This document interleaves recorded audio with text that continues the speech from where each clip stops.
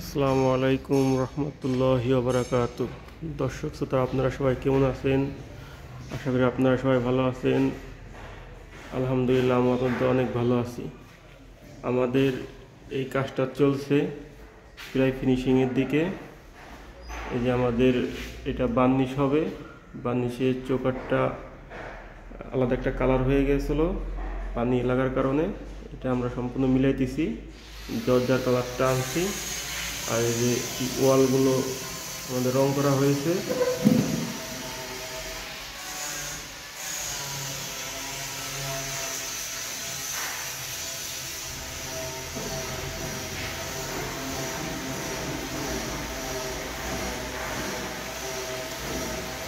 এই যে আর একটা রুম, এটা নিচের হাত ভিজা, তারপরেও জরুরি ক্ষেত্রে করা হয়েছে।